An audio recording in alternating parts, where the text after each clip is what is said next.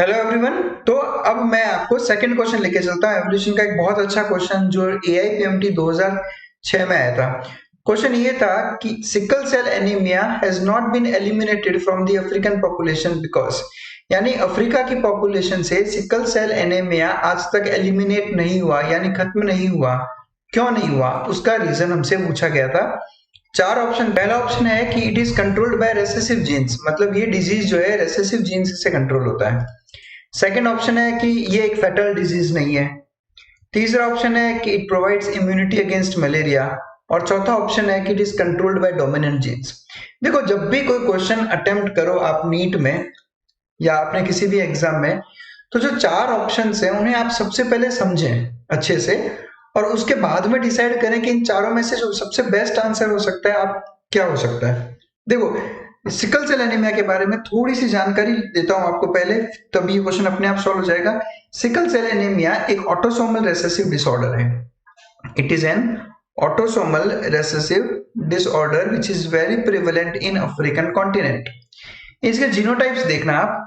Sickle cell anaemia में अगर किसी इंडिविजुअल का जीनोटाइप है HbA दैट मींस कि वो पर्सन नॉर्मल है, एक नॉर्मल इंडिविजुअल जिसमें नॉर्मल शेप्ड आरबीसीज है।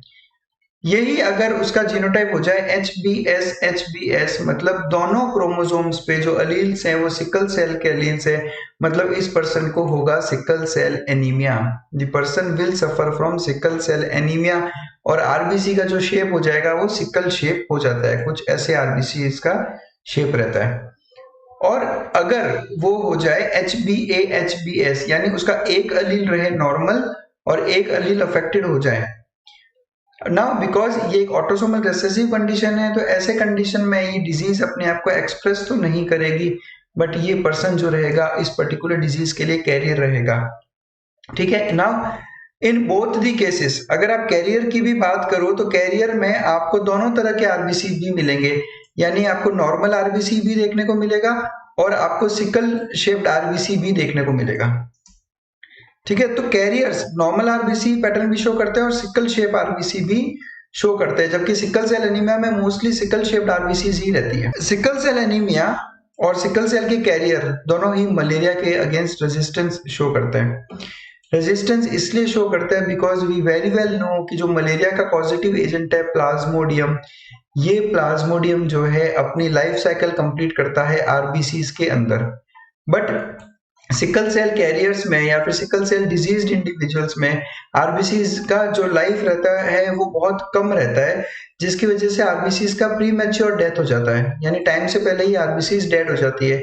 इन इन सब रीजन की वजह से जो प्लाज्मोडियम है वो प्लाज्मोडियम आरबीसी के प्री मैच्योर डेथ की वजह से अपनी लाइफ साइकिल कंप्लीट नहीं कर पाता, इसलिए मलेरिया जो है सिकल सेल डिजीज्ड और कैरियर को कभी भी नहीं होता। अब मैं चारों ऑप्शंस पढ़ता हूं और देखता हूं कि आंसर क्या है। पहला ऑप्शन है कि it is controlled by recessive genes. देखो, ये बात सही है कि it is controlled by recessive genes, but ये रेसेसिव जीन्स से कंट्रोल्ड है इसलिए ये एलिमिनेट नहीं हो पा रही, ऐसा नहीं है। ठीक है, रेसेसिव जीन्स भी है अगर, तो रेसेसिव जीन्स अपने आप को एक्सप्रेस करते हैं कब, जब वो होमोजाइगस हो जाता है, तो ये होमोजाइगस कंडीशन में अपने आप को एक्सप्रेस करता है, तो एलिमिनेट करने में कोई प्रॉब्लम नहीं है। तो it is controlled by recessive genes इसलिए एलिमिनेट नहीं हो रही, ये कंसेप्ट गलत है। It is not a fatal disease. देखो, फेटल डिजीज तो है। सिकल सेल एनीमिया में कई बार इतना सीवियर एनीमिया हो जाता है कि सिकल सेल क्राइसिस की कंडीशन आ जाती है, जिससे मल्टीपल ऑर्गन फेलियर्स भी हो जाते हैं, तो ये एक फेटल डिजीज तो है, तो ये ऑप्शन भी गलत है। तीसरा ऑप्शन है it provides immunity against malaria. तो हाँ, ये मलेरिया के अगेंस्ट इम्यूनिटी प्रोवाइड करता है, बट मलेरिया के अगेंस्ट इम्यूनिटी प्रोवाइड करने का एलिमिनेशन से क्या रिलेशन है वो समझना। देखो, यहां पर क्या हो रहा है, मैं बात कर रहा हूं इन कैरियर इंडिविजुअल्स की। इन कैरियर इंडिविजुअल्स में अगर हम देखें तो इनका लाइफ साइकिल नॉर्मल रहता है, मतलब ये सिकल सेल एनीमिया से ग्रसित नहीं है, इन्हें बहुत ज्यादा प्रॉब्लम नहीं होती, वो एक नॉर्मल लाइफ साइकिल जीता है ऐसा इंडिविजुअल जो कैरियर रहता है। बट इसको एक एडिशनल एडवांटेज है, और वो एडिशनल एडवांटेज है मलेरिया के अगेंस्ट रेजिस्टेंस, यानी कि सिकल सेल का कैरियर होने की वजह से उसको मलेरिया के अगेंस्ट क्या मिला हुआ है, रेजिस्टेंस। तो अफ्रीकन पॉपुलेशन में, अफ्रीकन कॉन्टिनेंट में नेचर जो है इन कैरियर्स को, इनकी पॉपुलेशन को क्या कर रही है, सिलेक्शन, जिसे हम कहते हैं नेचुरल सिलेक्शन।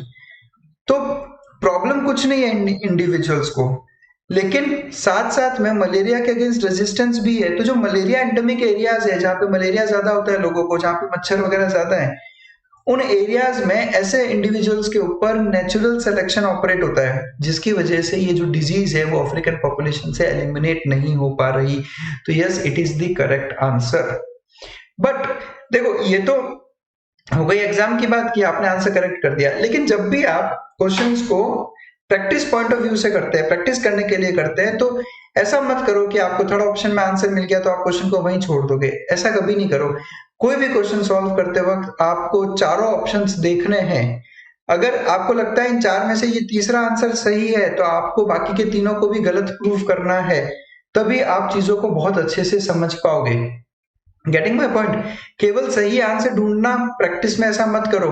प्रैक्टिस में सही आंसर ढूंढो और बाकी के तीन ऑप्शंस गलत क्यों है उसको भी जस्टिफाई करो। इस तरह से जब आप करोगे तो आपका प्रैक्टिस बहुत ही बढ़िया होगा और आपके जो कंसेप्ट जो है वो काफी खिल के आएंगे। तो तरीका यही रहता है। चौथा ऑप्शन पढ़ लेता है कि it is controlled by dominant genes. तो नहीं, ये तो ऑप्शन बिल्कुल ही गलत है। डोमिनेंट जीन से तो ये कंट्रोल होता ही नहीं। तो ये इसका आंसर है। Thanks a lot for watching us.